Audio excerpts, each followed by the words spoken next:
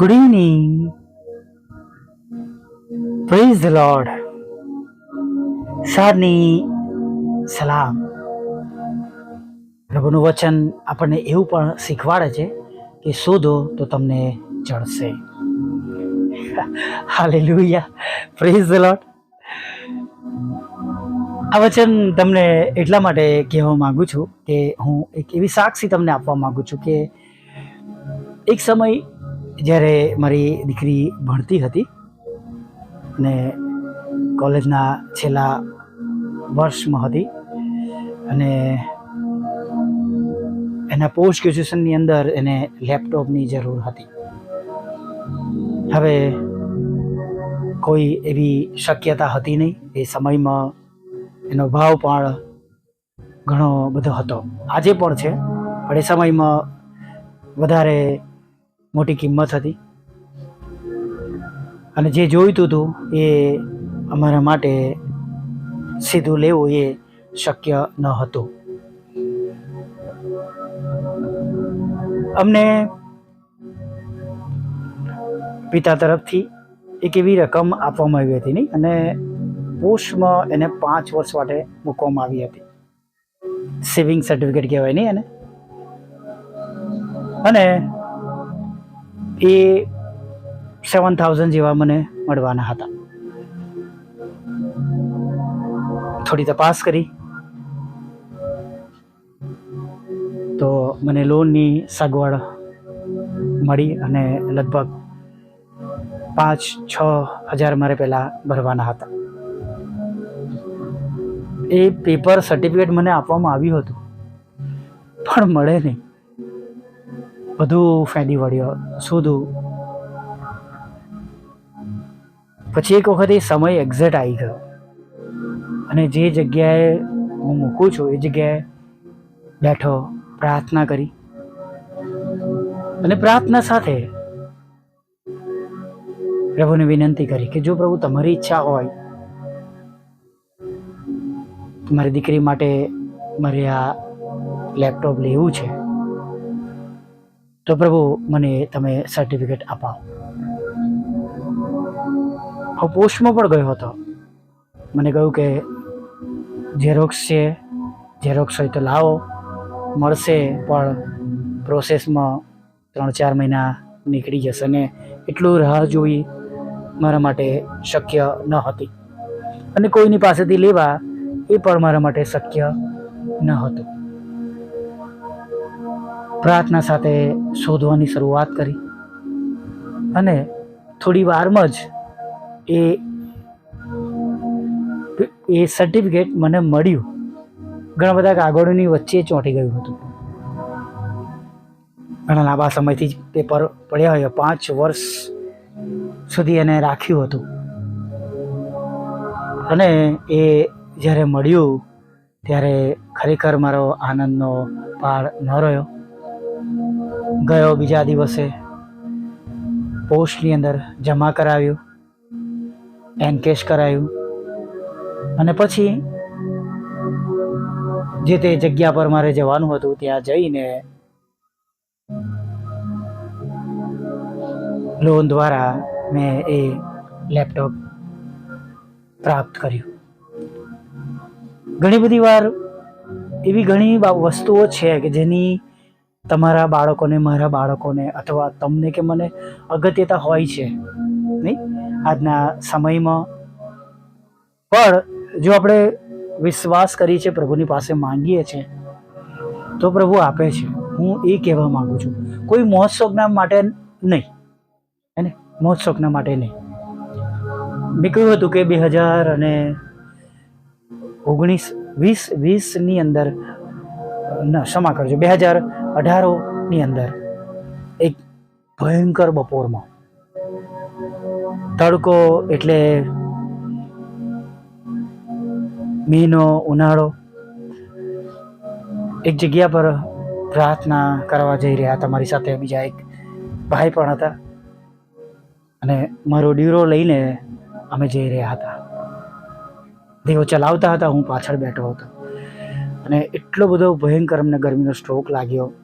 અમે એક સાઈડમાં થોડી વાર બેઠા અને સહેજ વાર પછી નીકળીએ, કારણ કે અમે પૂરા સ્વેટેડ થઈ ગયા હતા પસીનાથી.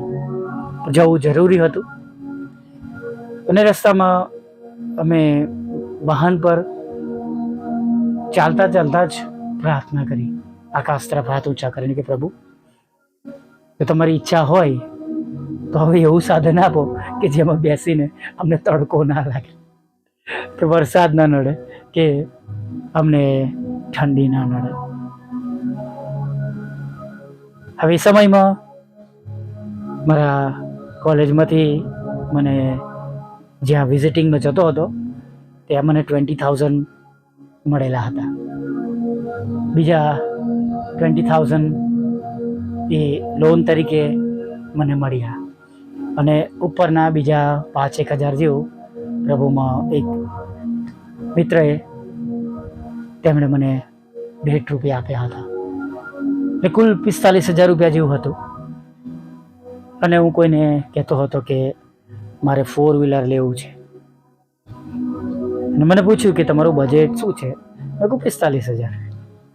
અને બધા એટલું બધું હસ્યા હતા, મને હજુ પણ યાદ છે. મને કે તમને સેકન્ડ હેન્ડ એક્ટિવા પણ ના મળે. એ સમયમાં એક્ટિવાનો બહુ ભાવ હતો.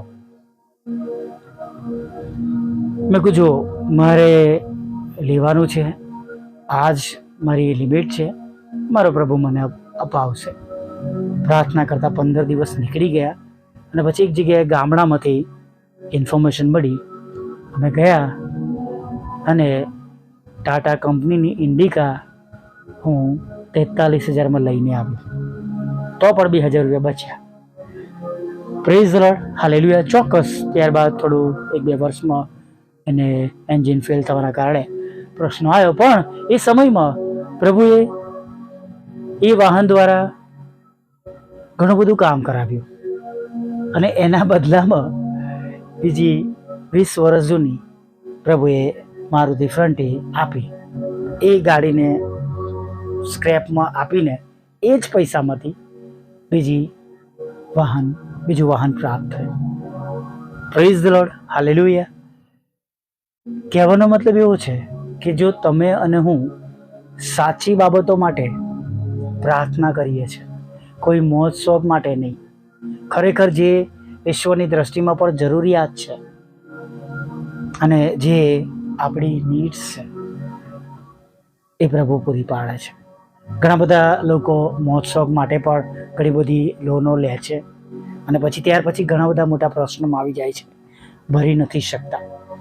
એને એક જગ્યાએ મેં ના પાડી હતી કે તમે વાહન ન લેશો, અને તેમણે લીધું, અને ત્યારબાદ એની પરિસ્થિતિ બહુ ખરાબ થઈ. એક જગ્યા પર વિદેશ જવાના માટે મેં ના કહ્યું. એમણે ઘર, એમની રિક્ષા બધું વેચી દીધું, પૈસા ભર્યા, બધું થયું, અને છેલ્લે રિજેક્શન આવ્યું અને તેઓ રસ્તા પર આવી ગયા.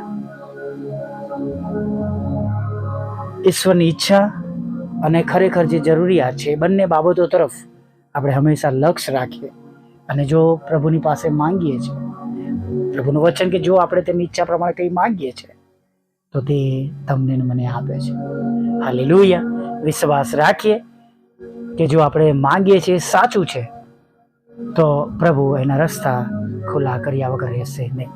ચાહે પછી કેન્સરમાંથી સાજા પડવું કેમ ના હોય, હાલેલુયા.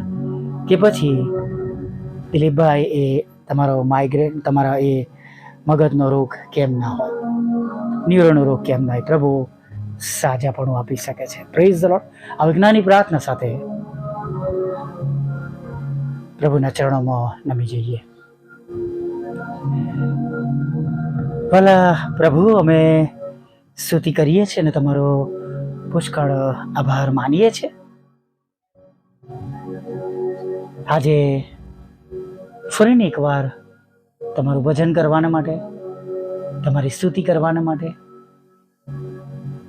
તમારી આગળ નમવાના માટે તક મળી છે, ત્યારે અમે તમારો પુષ્કળ આભાર માનીએ છીએ. પ્રભુ, આખો દિવસ તમે અમારી સંભાળ લીધી છે, આખો દિવસ તમારે અમારી કાળજી લીધી છે, અમારી ચિંતાઓ દૂર કરી છે, અમારી જરૂરિયાત પ્રભુ તમે પૂરી પાડી છે.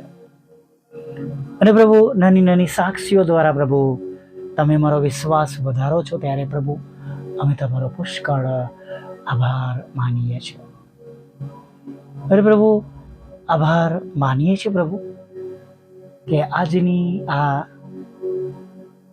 સાંજના સમયમાં, આજની આ સાંજમાં પ્રભુ અમે બધા જ ભેગા મળીને અમારા દરેકની પોતપોતાની જરૂરિયાતો પ્રમાણે જ્યારે અમે નમીએ ત્યારે પ્રભુ અમે બધા જ પ્રભુ તમારો મહિમા જોઈ શકીએ પ્રભુ, એવું તમે થવા દો પ્રભુ.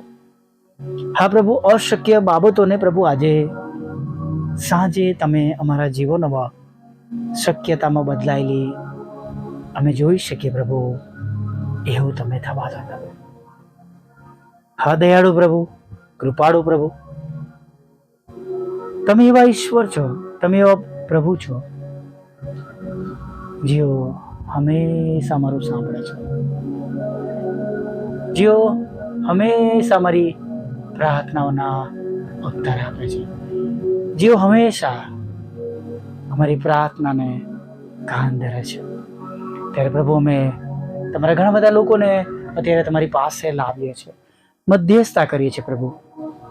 તેમના જીવનમાં જે કંઈ અત્યારે જરૂરિયાત છે પ્રભુ, તેમના જીવનમાં જે કંઈ પ્રભુ તેમની અરજ પ્રભુ તમને ગુજારવામાં આવી રહી છે પ્રભુ પિતા, કદાચ જગત પ્રમાણે અશક્ય છે પણ પ્રભુ ખરેખર તેમને અગત્યતા છે. ત્યારે પ્રભુ અમે પ્રાર્થના કરીએ છીએ પ્રભુ કે તમે અશક્યને શક્ય કરનાર ઈશ્વર છો પ્રભુ.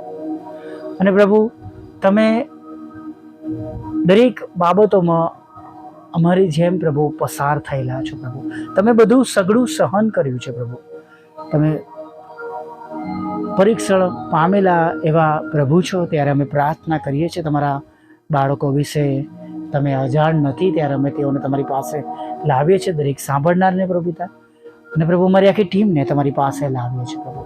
જેમ અને જે રીતે હમણાં જ અમને બધાને તમારી સહાય અને મદદની જરૂર છે પ્રભુ, એના રસ્તા તમે ખુલ્લા કરજો પ્રભુ. પ્રાર્થના કરીએ છીએ તમારું પવિત્ર ભલું નામ ઘણા બધા લોકોને મળે અને તેમનું જીવન બચી જાય, નાશ ન થાય, ઉદ્ધાર પામે, તારણ પામે, પાપોની માફી મળે. માટે પ્રભુ અમે તમને વિનંતી કરીએ છીએ પ્રભુ. દરેક ઘૂંટણને અમે દરેક જીભ ખોલ કરે, જેમ વચન કે છે એમ પ્રભુ કે તમે ઈશ્વરના દીકરા છો પ્રભુ, એવું થવા દો, બનવા દો. અને સાથે પ્રભુ જેમ સ્વર્ગમાં તેમ પૃથ્વી પર તમારી ઈચ્છા પૂરી થાય એવી અમે પ્રાર્થના કરીએ છીએ પ્રભુ. દિલીપભાઈને પણ પ્રભુ તમે સાજાપણું આપજો પ્રભુ. અને પ્રભુ એવા ઘણા બધા લોકો જેમના નામ તમે પોતે જાણો છો ને જે લોકો તમને અરજ કરી રહ્યા છે, ત્યારે પ્રભુ એવા સઘળા લોકોને પ્રભુ તમે સંપૂર્ણ સાજાપણું આપજો પ્રભુ પિતા. અને દરેક એવા લોકોના જીવનોમાં પ્રભુ તમે કાર્ય કરજો અને તેમના રોગ મંદવાળમાંથી હમણાં જ અત્યારે તરત જ પ્રભુ તમે તેમને સાજા કરજો પ્રભુ.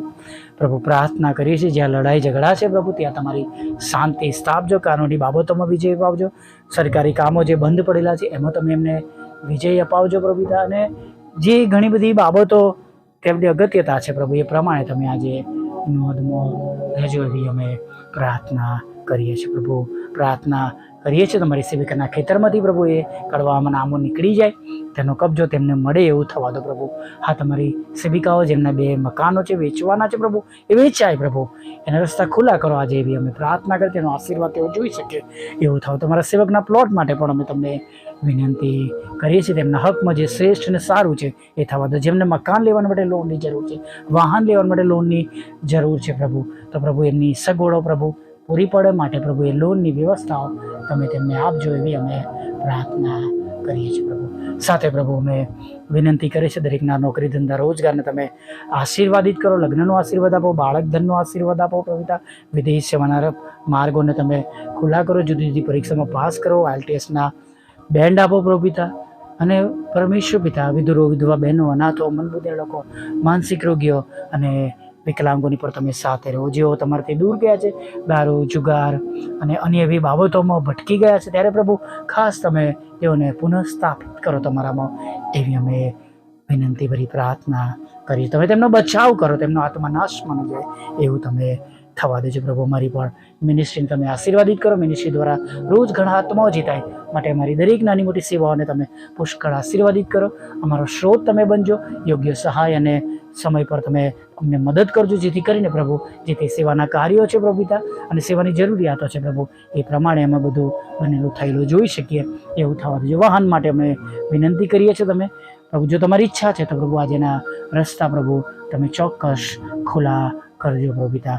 હા પરમેશ્વર પિતા, મારા સતાવનારા હૃદય પણ તમે બદલજો પ્રભુ. આગળના સમયમાં તમે મારી સાથે રહો, પાપોની ક્ષમા કરજો, ખોરાક વસ્ત્ર પણ આપજો, તમારી પવિત્ર હાજરી અમારી સાથે રાખજો. અને જેમ અમે બોલ્યા છીએ એ પ્રમાણે બધું બનવાનું છે અને એ પ્રમાણે અમે જોવાનો છે, એ પ્રમાણે અમે બધા જોવાના છે એવો વિશ્વાસ કરતા તમારા ચરણોમાં નમી જઈએ છીએ. અબા બાપ, તમારા વહાલા પુત્ર એકના એક દીકરા પ્રભુ ઈસુ ખ્રિસ્તના નામમાં અમારી આ અરજ સાંભળીને સર્વ સાંભળનાર અને વિશ્વાસ કરનાર લોકોને માટે માન્ય કરજો. આમીન, આમીન, આમીન.